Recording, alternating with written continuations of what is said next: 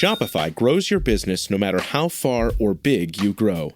Shopify is the global commerce platform that helps you sell at every stage of your business. Whether you're selling your fans' next favorite shirt or an exclusive piece of podcast merch, Shopify helps you sell everywhere. Shopify powers 10% of all e-commerce in the U.S. Allbirds, Rothy's, Brooklinen, and millions of other entrepreneurs of every size across 175 countries. Plus, Shopify's award-winning help is there to support your success every step of the way. Because businesses that grow, grow with Shopify. Sign up for a $1 per month trial period at shopify.com/income, all lowercase. Go to shopify.com/income now to grow your business, no matter what stage you're in. Judy was boring. Hello. Then Judy discovered ChumbaCasino.com. It's my little escape. Now Judy's the life of the party. Oh, baby, mama's bringing home the bacon. Whoa, take it easy, Judy. The Chumba life is for everybody. So go to ChumbaCasino.com and play over 100 casino-style games. Join today and play for free for your chance to redeem some serious prizes. ChumbaCasino.com. No purchase necessary. Void where prohibited by law. 18 plus terms and conditions apply. See website for details. Slow Burn Media, Evergreen Podcasts, and Killer Podcast presents Who Killed, a podcast that provides a voice for the voiceless. A Paulding County judge revived hopes of a family searching for answers in a 1960 murder today. The judge approved the request of Nancy Eagleson's family to exhume her body to search for DNA evidence. Eagleson was 14 years old when she was abducted while walking home with her sister Sheryl from the movies on November 13th, 1960. Her body was found early the next day, and no one has ever been charged. The family believes there may be some DNA on the body or inside the coffin. Sheryl says she hopes this is the first step in getting long-awaited answers. I always ask myself, why didn't he take me? Why didn't he take me too? And I was left behind, but I think I was left behind for a reason now. As I said, I have a nice, beautiful family, and that's why. And I can't keep asking why. So, but I'm just so happy that we got this yes, so we can kind of maybe put an answer to some of our questions. The family has 75 days to have the body exhumed. We'll continue to follow this story for you. Hello and welcome to a very special two-part episode of Who Killed, episode 199 and 200. I am your host, Bill Huffman, and this is a Slow Burn Media, Evergreen Podcasts, and Killer Podcast production.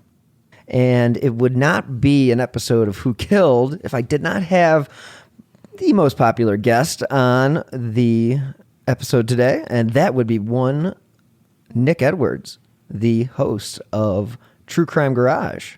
And welcome to the show, Nick. Hello, thank you for having me. Congratulations on making it to episode 200. It doesn't sound like that great of an achievement, right? 200 doesn't seem like that big of a number, but I beg of everybody out there, all the listeners out there that don't think that it's that great of an achievement, troll around on the internet, troll around on your podcast app, on your phone or your favorite listening device, and see how many people have actually made it to 200 episodes. There's a lot of people trying and not a lot of people getting there. And Bill, you've done it. How long has it taken you to get to 200? Officially, it has taken me 4 years and 1 month. So beautiful. Kind of about 45 a year, 48 a year episodes. So it's worked out pretty well, and so far so good. And we've covered a lot of interesting cases, and you and I have covered some interesting cases together. And you've been involved with a certain nonprofit, and you guys actually some really big news that just happened recently. And could you give us a little background on this case about Nancy Eagleson? So I'll kind of fill you in on all the details here because we covered this case on True Crime Garage, and the victim's name, as you said, is Nancy Eagleson. This case is 62 years old. It's an unsolved homicide case, an unsolved abduction and rape and homicide case out of a little corner of Ohio called Paulding, Ohio, which is a village. It's too small to have city status. And the village of Paulding, Ohio, is actually the county seat of the county of Paulding, Ohio. Now, it's such a small area, small population area, that I've lived in this great state for all of my life, and I had never heard of Paulding, Ohio before. Now, what was so interesting to me about this case here, Bill, and a little bit how, we'll take the listeners into how the sauce is made a little bit here, right? When I first was told about this case, I thought that would make a great episode for True Crime Garage, right? We would be able to tell people about a case that most people haven't heard of, some people have forgotten about, and that's what we do. We provide a voice for the people that don't have a platform. And so I wanted to bring Nancy's case into the spotlight, at least the garage spotlight, and tell all the listeners about Nancy's case and remind everybody out there that have heard of the case, from people from Ohio, some people from Toledo in the Defiance area, they've heard of this case and remember this case, but remind them that it's still unsolved and it's still an open case. So I thought this would make a great episode. Well, we end up doing 4 episodes on the case, because once you really start diving into this thing and peeling back each layer of the onion there is a lot of story here. There's a lot of intrigue. There's a lot of suspects that have been considered over the years. And the way that I got involved with this case is rather unique. It's not how we typically do things here in the garage. In fact, I got involved in this case through Porchlight, which, as you know, and we've talked about Porchlight on your great show many times. Porchlight is a nonprofit organization that I work for and donate my time to, and a organization that you have spoke highly of on your show and been gracious enough to allow me to plug what it is that we do and request the public's help here on your show. And we're basically a nonprofit organization that helps victims. We are looking to be a victim advocacy program here in the state of Ohio. So if we have a cold case, we are going to represent the person that was murdered, as well as helping out their family members and loved ones and friends who are still left hurting and have not been able to find justice for their loved one. So with the Barbie Blatnick case, that's kind of the case in Ohio that we're well known for. That case was 30 years old. It was a cold case homicide case, and we used DNA, genealogy, familial genealogy detection work to find the perpetrator, find the killer of Barbie Blatnick. And that man, his name was not even in the police file. And that's no reflection on the hard work that the police put in on Barbie's case at the time. They did gangbusters work on the case. It was a complicated case, and it turns out she was killed by a complete stranger. And that makes sense that his name would not have appeared in the case file, because there was no connection between victim and perpetrator in that case. So we end up getting an arrest in that case, in a case that's over 30 years old. So we're kind of known for that case. Now, a lot of people think that that is the only thing that the Porchlight Project does. That it's simply, we're looking for DNA and we're going to do genealogy work on it and solve a case that way. That's not technically it. We try to offer a variety of services to the victims' families. And in Nancy's case, the case is 62 years old. And there wasn't a lot in the way of evidence that was stored at the Paulding County Sheriff's Office. Yeah. And so, yeah. 62 years. Some of it, so in a lot of these cases, especially these old ones, you do have a lack of evidence. One, they didn't know what to collect back then. Two, they didn't know what to hold on to if they did collect it. And then three, and this is going to be jarring to some people, but this does occur. This is not the only case that I've worked that have experienced this, but the evidence is lost. A lot of the physical evidence in Nancy's case has been lost. Now, is that due to time? Is that due to malfeasance or what have you? We don't know. We can't say. And, everybody and their brother can be as angry as they want about the situation.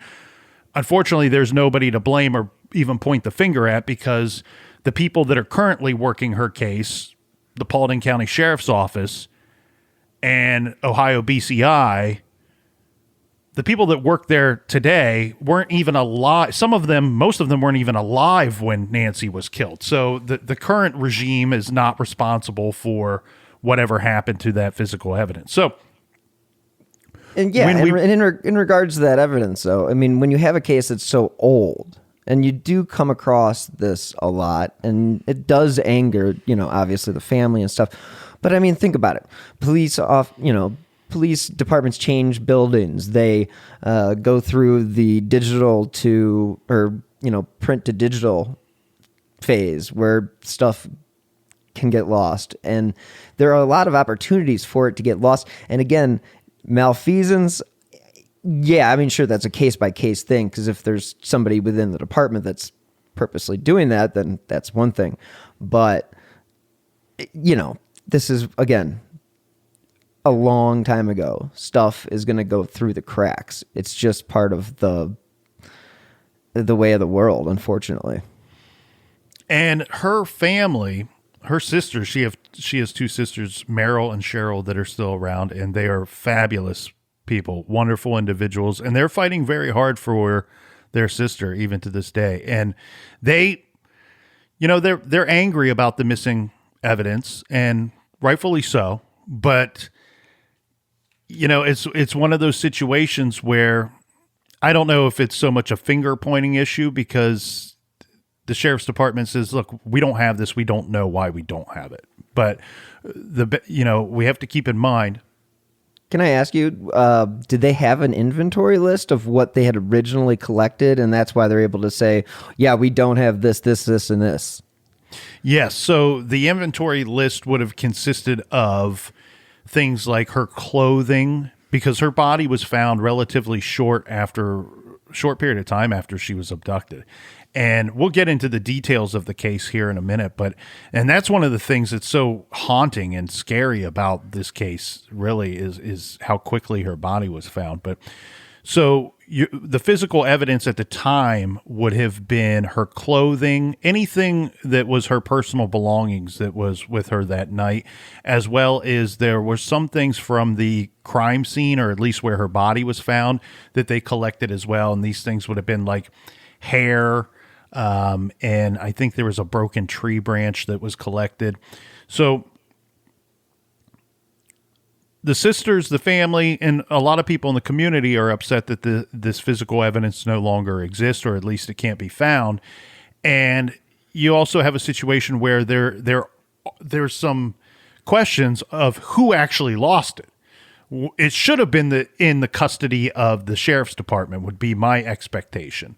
But you also have, even back then, you had crime labs. You had, it's a small area. So these items, these physical items, if they were going to be tested for anything, would have been shipped off elsewhere, to Toledo, likely, would be my guess. And you also have the funeral home that took care of Nancy's services. And some of those items could have ended up there as well. So it's not so easy to just point your finger at the sheriff's department and say, what the hell happened here, guys? So Nancy's case, let's go back 62 years. Okay. And this was a case that took place November 13th, 1960 in Paulding, Ohio. Now, when this case came to me, and one of the services that we thought we would be offering, the Porchlight Project, to the Eagleson family, was simply renewed media coverage of their sister's case. That's one of the services that we can offer. So when we're sitting around in our meeting and somebody says, hey, has anybody heard of this Nancy Eagleson case? This was brought to us. All the cases that Porchlight takes on are cases that are brought to us by somebody in the general public that submits an inquiry or a recommendation. Could you look into this? Sometimes it comes from a family member of a victim. Sometimes it just comes from somebody that grew up in the area. But this one found us in a weird way. So there is a lady named Rachel, wonderful lady. She is a part of a website called uncovered.com. So uncovered.com is working to create a national database of cold case homicides and missing persons. And this is quite the undertaking because there's a ton of these cases, as you know, out there, Bill. But what's so brilliant about it is some states have these databases of unsolved homicides and missing persons. But to my knowledge, there's not one comprehensive, one that's very thorough and complete nationwide. And so that is their goal, and they're doing a very good job with it. They're in the early stages of this, but the website is up and running, and there are thousands of cases on there. So if anybody wants to check out uncovered.com, do that. But the way that this case comes to Porchlight was through uncovered.com. So Rachel, who is part of the creation of uncovered.com, and if I have that wrong, I apologize to anybody out there. I don't know the workings of Uncovered, but that is what I believe it to be. And so she reached out to Porchlight. She actually grew up in Paulding. And when she started this website, a relative or somebody, maybe her father, says, hey, you must include the Nancy Eagleson case. And that's when Rachel's then brought up to speed from her relative about this case that is, at the time in 1960 and for a very long time, this was a very infamous case in that area. Now, when we're having our Porchlight meeting and we decide, yes, we can get renewed media coverage on this case. So we have a few people on our board members that work for some different news outlets. And so that's always a possibility. But those news outlets that they work for, they are in another part of the state of Ohio. And people that have never been to Ohio, they don't realize how big this is a big state. Lots of big cities that are a lot of medium-sized cities that people don't even realize that are there. I mean, Dayton, Youngstown, Findlay, Toledo. And how long does it take one to get from Cincinnati to Cleveland? 5 or 4. 4.5, 5 hours? Yeah. 5 if you're driving real slow. Real slow. With some Columbus traffic, thanks to the Buckeyes. For example, I live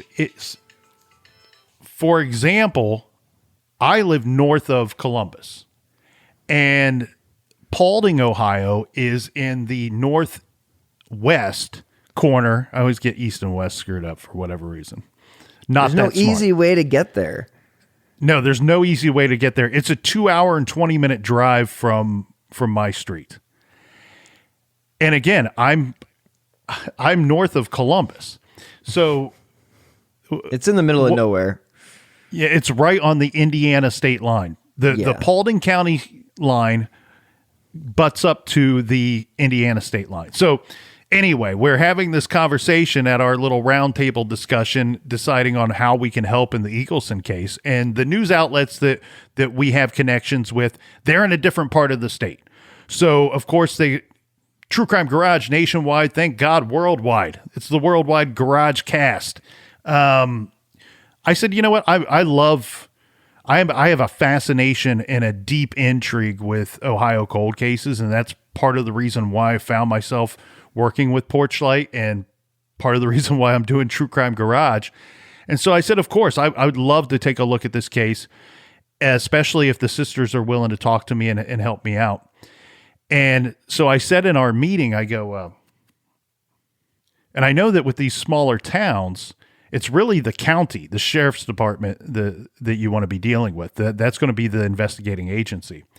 So I said to the group, does anybody happen to know what county Paulding Village is in? And one person in the group, this is a pretty smart group of people. There's like 10 of us. One of them goes, I believe it's in Paulding County, Nick. That would make a lot of sense. And I thought, I've never even heard of Paulding County. There's 88 counties in the great state of Ohio. I've memorized about 75 of them. So right. I'm gonna give you that test. I just lied. I just lied to America right there. The world. The whole worldwide garage cast. So anyway, I had to figure out where Paulding was, and they had put a good amount of information on Nancy's case on their website. It's impressive. It's an extremely impressive collection of information. I mean, they have the timeline, they have the maps, you weren't kidding when you say that this is an undertaking of great mass, because there's so many unsolved cases.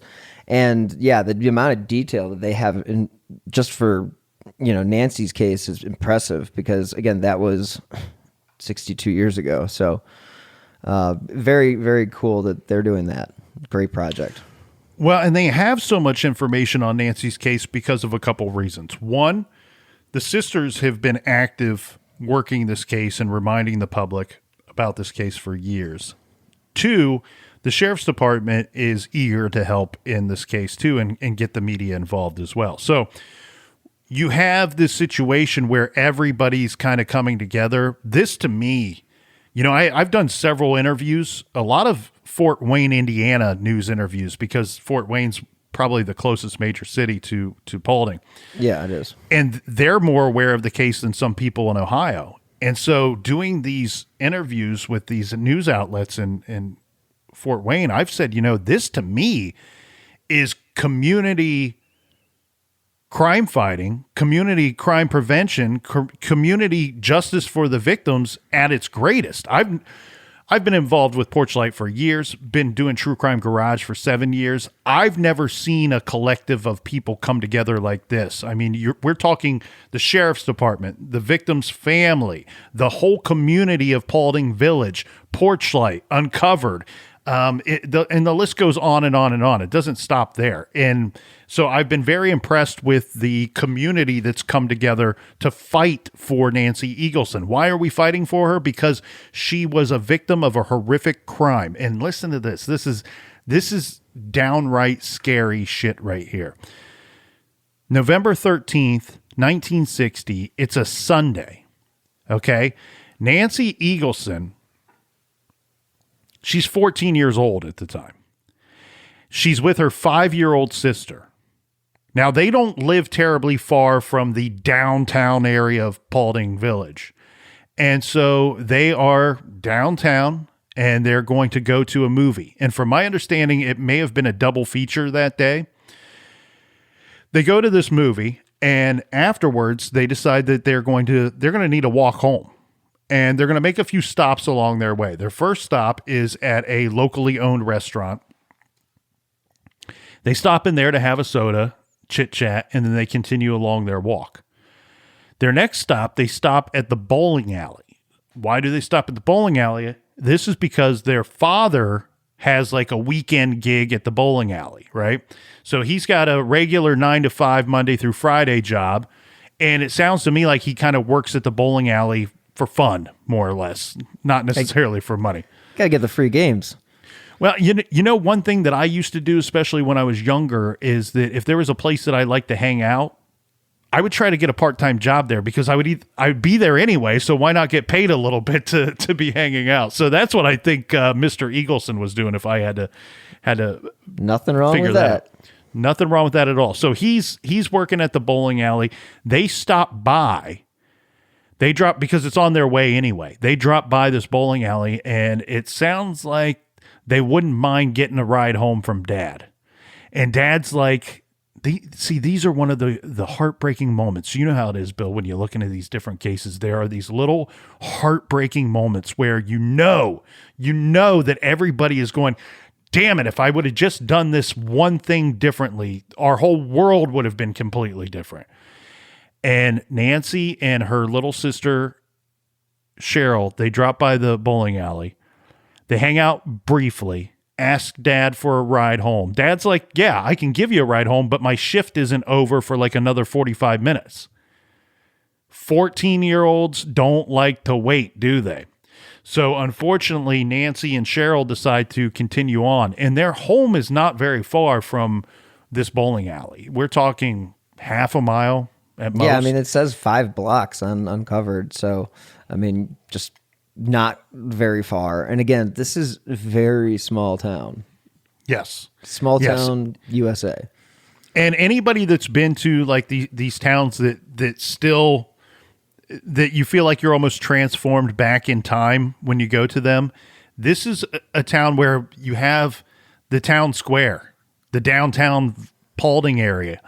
Everything's really in this square. And then once you get outside of that, it's kind of these different roads with houses on both sides. Now, they're going to go, they walk over a bridge, and they're on their street this whole time. And they have to pass this closed down, I don't know if it's a gas station or like a little convenience store or whatever, but it's not in operation at the time. And when the two of them walk past this, now keep in mind, it's November, so it's already dark by the time that they're making this walk. And they walk by, and it's believed that there was a vehicle that was parked there, and they walk past the vehicle, and then at some point, they realize that, hey, there's a car behind them. Now, it's uncertain if the vehicle is the same one that was parked at the abandoned gas station. That's just so creepy. And it's the vehicle, though, Bill, it's like, it's kind of trolling them, right? It's like idle speed, slowing down. Walking speed isn't very fast. This person should be going 35 mile an hour on this road and whizzing right by them. That feeling of being followed is a true feeling. And if you feel it, generally you are. I mean, it's an instinct that you have as fight or flight takes over. I think it's common for people to, I've been followed. I was followed when I was 11 years old, a year after Amy's disappearance, and that scared the crap out of me. So, I think you know it when it's happening. Do you know that it's happening now? Because I'm following you on Twitter. Oh, zinger there. So they're walking, right? And there's some brief conversation between the two sisters that they realize there's a car here. And they have an uneasy feeling about this. And the driver of the vehicle slows down. And there's a couple different versions of this story, so I'll just try to be a little more thorough than necessary. We don't need to pick apart exactly what happened because it's hard to say. There's really only 3 people that know, and 2 of them aren't talking, and right. One of them was 5 years old and traumatized by this experience. So the man rolls down the window, asks for directions or something like that. Drives off, and then comes back and asks for if they want to ride. And when this is asked, what is the directions portion is a little in question, but the asking them if they want to ride is not. Sheryl says that one, I remember that 100%. The man asked us if we wanted to ride, and I remember that because my sister Nancy said, "No thanks, we are only a few houses away." Now, they're like 4 houses from their own, and they are in front of somebody else's house. There are homes that line the sides of this street. This man gets out of his dark-colored 4-door vehicle, runs up to Nancy, grabs her, and throws her in the back seat of his vehicle. Meanwhile, Sister Sheryl tries to fight for her sister. She runs up and tries to hit or grab the man, to which she's quickly pushed away, thrown down. The man gets in the vehicle and speeds off. Sheryl, having just witnessed her sister's abduction, runs to the nearest home, which the terrifying thing about this whole I mean, look, an abduction is horrifying and terrifying on its own. Now, let's compound that with the idea that this person did it in full view of several homes. It's a Sunday night in small town Ohio, 1960. People were generally home at that time. Yeah. And he leaves a witness. He didn't care that there was another witness there, and no attempt to take Sheryl at all. This is Michael Myers type stuff. Yeah. Right? Mm-hmm. If Mike Myers had a car. So I think he did in the last one. She runs to the nearest home, which is right in front of where the abduction took place, and pounds on the door. She's screaming. Homeowners answer the door.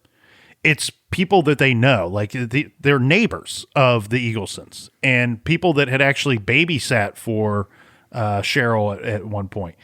Anyway, there's some delay in reporting this, and this is also scary stuff and also a sign of the times back in 1960, right? Those people didn't have a phone. They didn't have a home phone, which was not terribly uncommon back in 1960. So they had to race off to a phone somewhere and call the sheriff's department and tell them, hey, Nancy Eagleson was abducted right in front of our house. And here's the description, the best that this 5-year-old can give you. And Nancy Eagleson is, depending on what article you read or what timeline you review, she's found approximately 6 to 7 hours later. She was sexually assaulted and she was shot in the head. And she's found in a wooded area not terribly far from the abduction site. It's like 6-7 miles from the abduction site. And to be honest with you, Bill, if you look at this on a map, it's almost like she was abducted and then just driven down the road.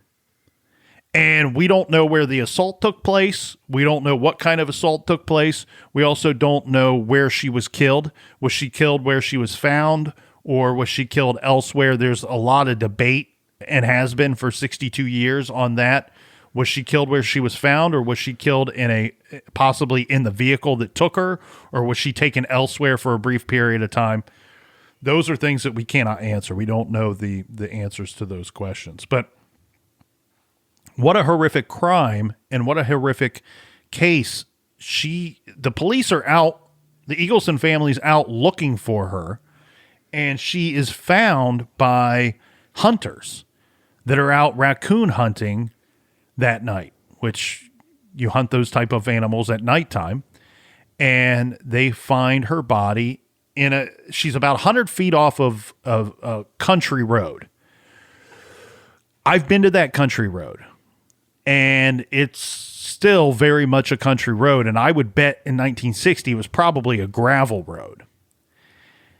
And so there are a few missteps that I think by the sheriff's department back in 1960 that I would wish that would have been worked differently. Sure. I believe that this individual, would have, based off of Sheryl's description of the abduction. So this was a unique situation for me where not only did I have the description of the abduction and had been to the site of the abduction, but in this case, I had been to the site of the abduction given the description by the only witness. Sheryl and I walked that little stretch of road where her sister was abducted from. And the Eagleson family showed me the site where Nancy's body was later recovered. In both situations, I would believe that tire tracks would have been made by the perpetrator, especially at the for lack of a better term, dump site or the body recovery site. Sure. And I think that a misstep there was not collecting those tire tracks if they did exist, which I do think that they would have, because given the lay of the land, we have people out looking for this girl. If that vehicle that placed Nancy in that wooded area 100 feet from the road was still on the road, country road or not, the reflectors would pick up and have been spotted by people out looking for her. But they weren't. Why weren't they? That's because I think that the person drove off the road and closer to the tree line. And it kind of dips down. It's not quite a ditch, but it dips down from the road there today. And there is some thought that the perpetrator's car may have even struck a tree stump. Whoops. So there is some collective agreement that possibly that this person would have went off road at some point. Now, why the tire tracks weren't collected? There's a lot of reasons why. One, this was not a very well secured crime scene. Sure. Absolutely. It's 1960. They didn't know to do this, and it's not just know to do it too. It's the sheriff department consists of like 3 people. Yeah. They don't even have the tools to even. You don't even have the personnel to set up a perimeter and say, hey, don't drive over here. That's the word I'm looking for, perimeter. You can't even set up a perimeter with 3 people. I mean, you don't even have probably caution tape back in the day. I mean, it's just, they probably, I don't know. But I could see how that would easily be something that investigators, as much as it's frustrating, yeah, they could see them not being able to, I would say this about the tire tracks is, who knows if did they drive their cars down there too? You know, right. Like did they? And that's what I suspect happened. Yeah. So they mixed them all up. And so they don't know what's what. But does it matter? I mean, should they have taken a cast? Or trampled over them? They could still have taken a cast of the stuff and, seen what happened. And abduction murder cases are rare today in Paulding County. Yeah. Even more so 62 years ago. And so this case, it was, when we first took a look at this, the whole idea was that True Crime Garage was just going to do an episode on it.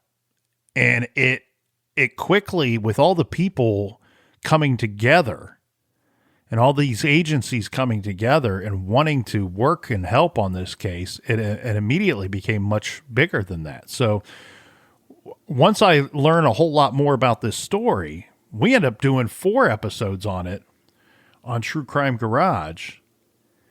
And that's because there's no shortage of suspects in this case, which makes sense. It is 62 years old. People get suspicious of damn near everybody on a long enough timeline. Sure.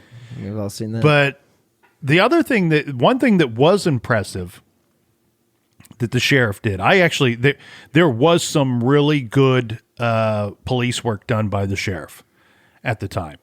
So one thing that he did that was really impressive was he was in contact with 2 other jurisdictions during the first year, let's say, of his investigation of Nancy's case.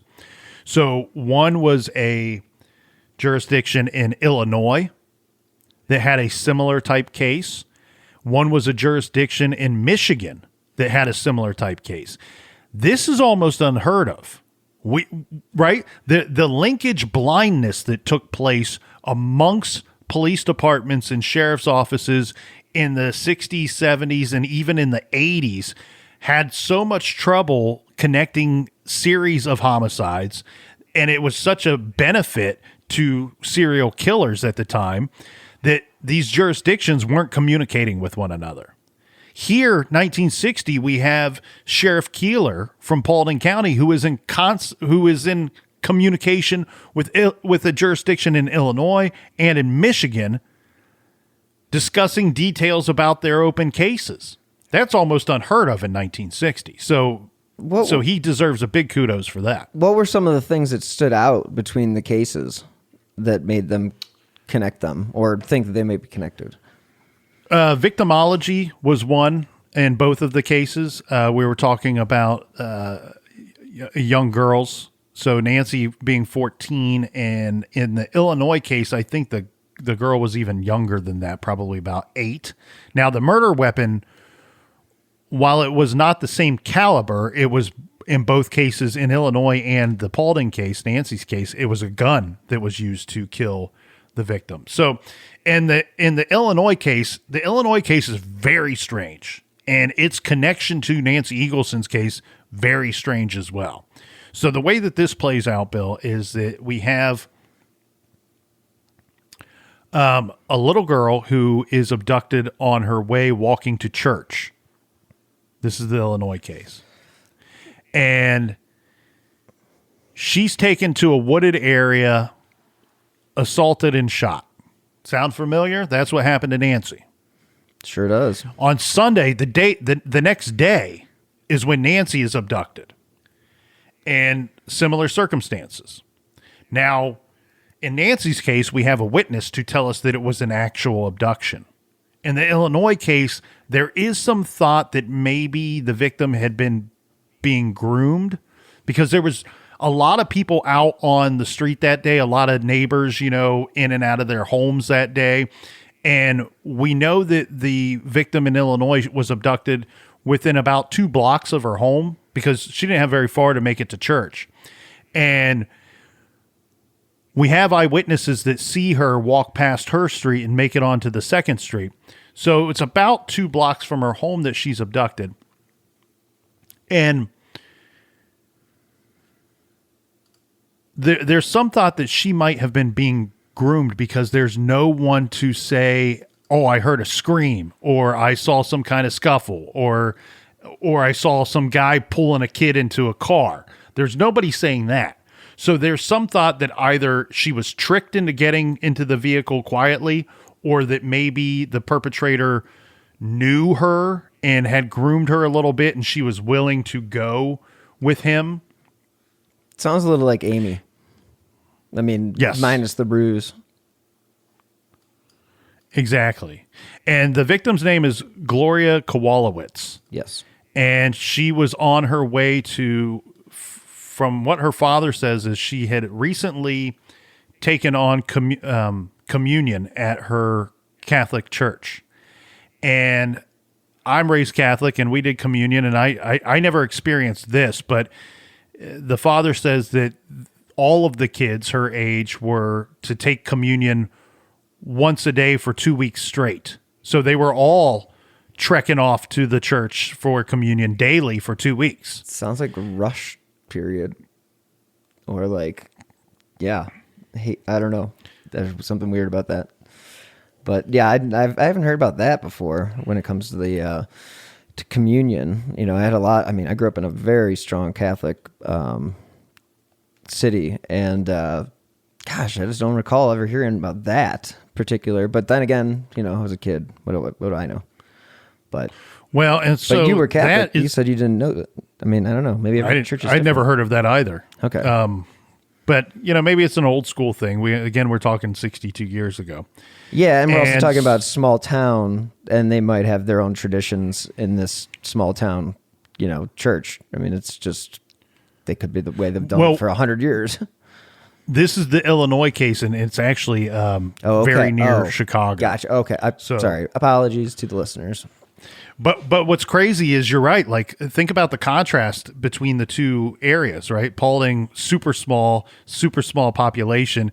Gloria's case in Illinois, Chicago, one of the biggest cities in this great country. So Gloria she either went willingly or she's abducted. And again, she's found too very quickly. Like Saturday afternoon, she's abducted and then killed. And then we have somebody that later that afternoon finds her body.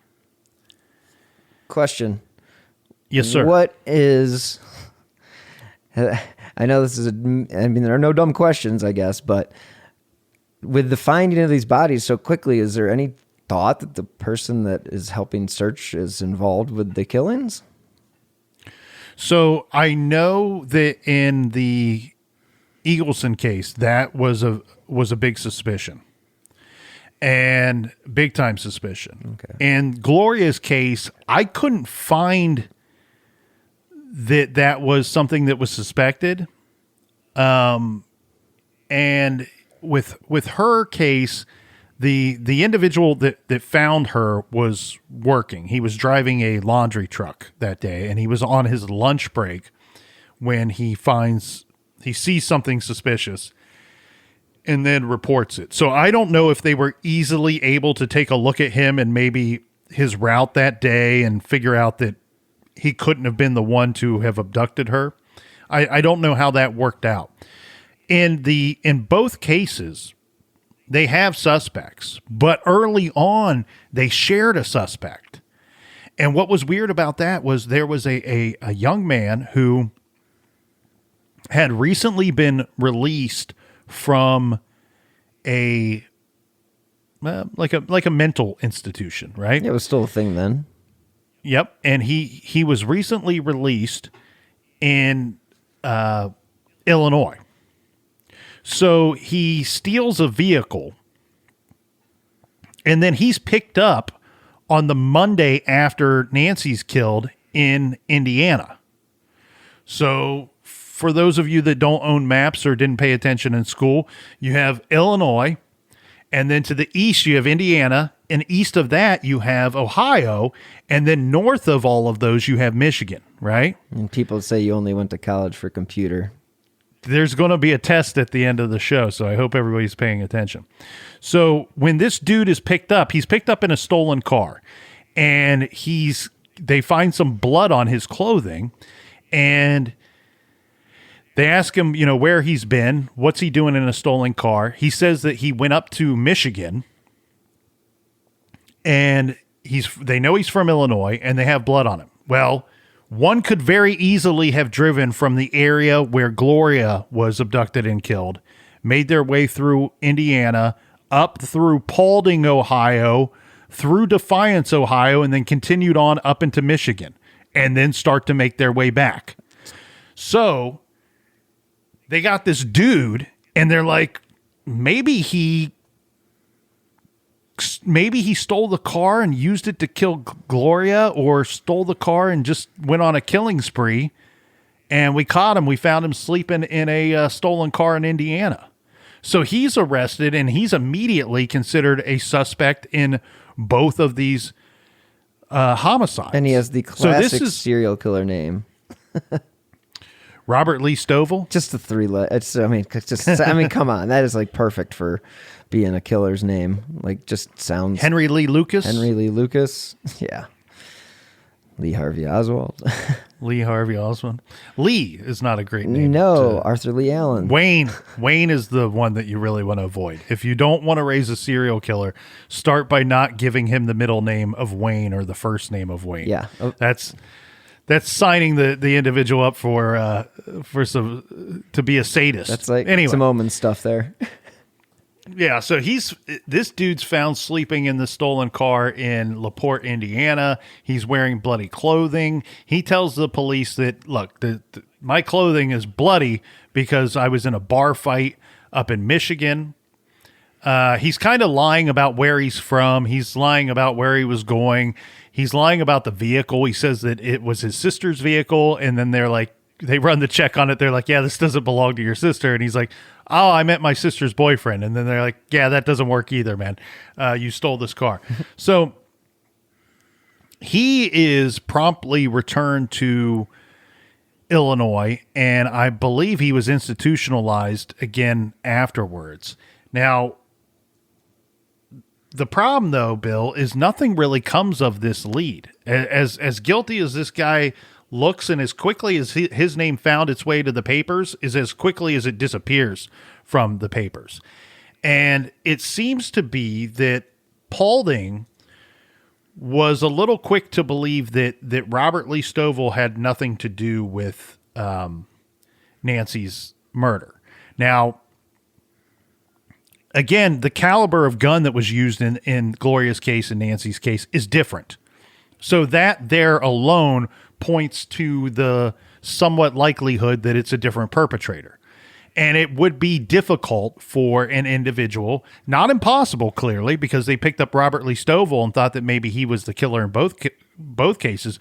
But we can all agree that it would be difficult for a person to abduct and kill somebody in Illinois on one day, and then the very next day abduct and kill somebody in Ohio. It's not impossible, but it would be difficult. So as quickly as these two cases are connected, they they kind of go their own separate ways. Now, if we fast forward in the Illinois case, in the Kowalowitz case, there were a lot of similar crimes going on in the greater Chicago area leading up to Gloria's abduction and murder, and even afterward.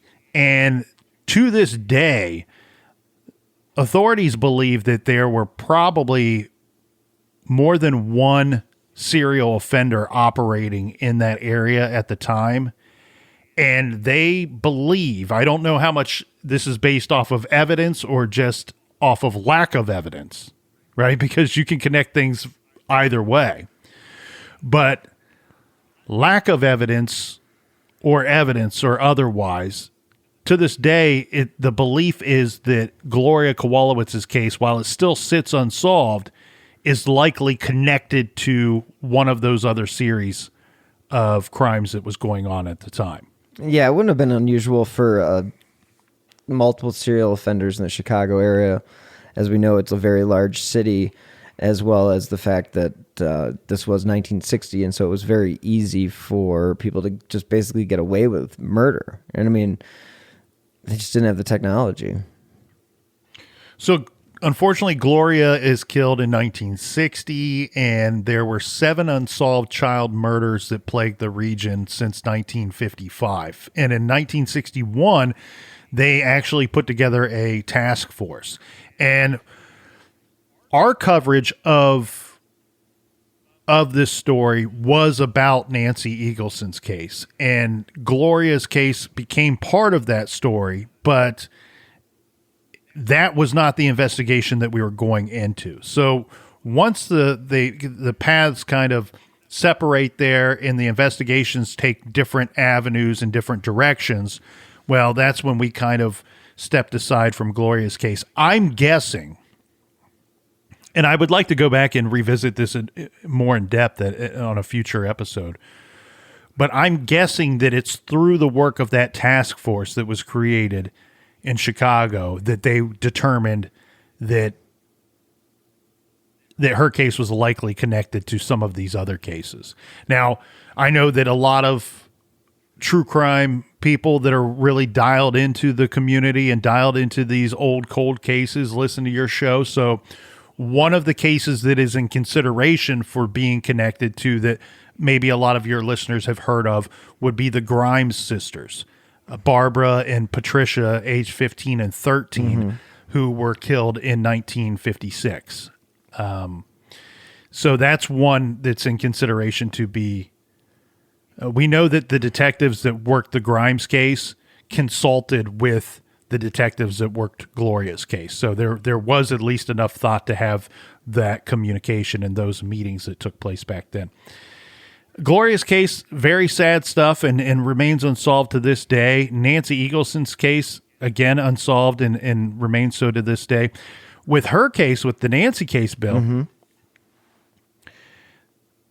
oddly enough, there's thought that her case may have been linked to a serial offender in the Northwest Ohio area from the time. And so that was always the debate in the village of Paulding.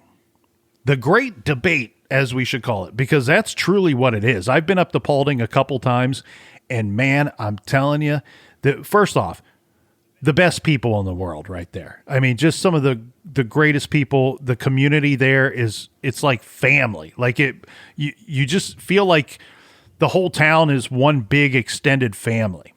Everybody knows everybody, and when I contacted the sheriff, his name is Jason Landers. Great guy. You know me, Bill, I'm fairly tall myself. I met Sheriff Landers, and I was a little taken aback because he's about a head taller than I am. And I thought, I'm never going to commit a crime in Paulding County. I do not want this guy tackling me to the ground. So I met with Sheriff Landers. Again, great guy. And he tells me, first words out of his mouth, Bill, the Nancy Eagleson case is the most heartbreaking case in the history of our county. Sound invested to you? I think so. And I would doubt that I would highly doubt that's not the case. I mean, again, Paulding County and Paulding are small rural communities in Western Ohio. And Western Ohio, as much as there's, big cities that dot the interstates that go up, towards Michigan, again, these places in between are little, small farm, based towns, like classic 1950s. I mean, this was 1960, but I mean, very Mayberry, very, just your typical Norman Rockwell small town. And on that note, we are going to conclude this week's episode of Who Killed?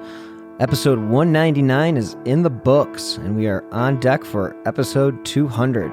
As you know, I drop new episodes of Who Killed every Friday, wherever you get your favorite podcasts, as well as if you'd like to follow me on Twitter, you can do so by following me at BillHuffman3.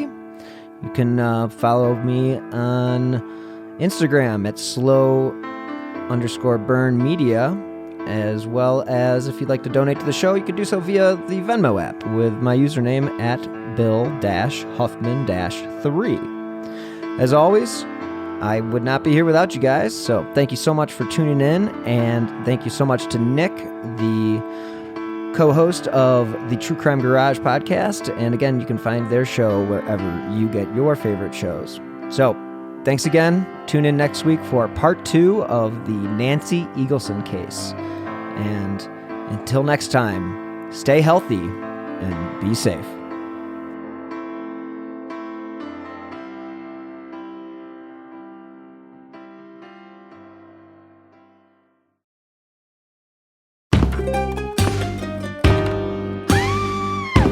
Hi, I'm Sean McCabe. And I'm Carrie McCabe. We are, married, obviously, but we're also obsessed with the darker side of things. True crime stories, alien abductions, poltergeists.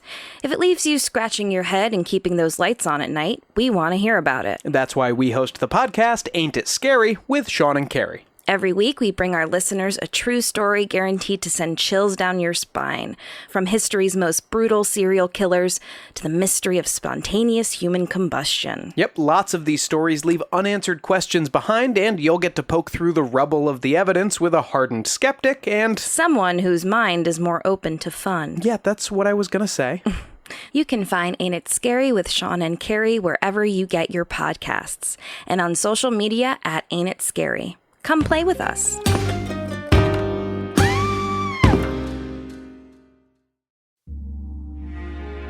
Ohio is a land of mystery, from missing shipwrecks and lost treasure beneath her surface to strange phenomenon slicing through her skies. From myths that have evolved around historic events and people to the unsolved murders and disappearances that keep her communities wondering what happened. Find Ohio Mysteries on your favorite podcast app, and let's explore the inexplicable. OhioMysteries.com.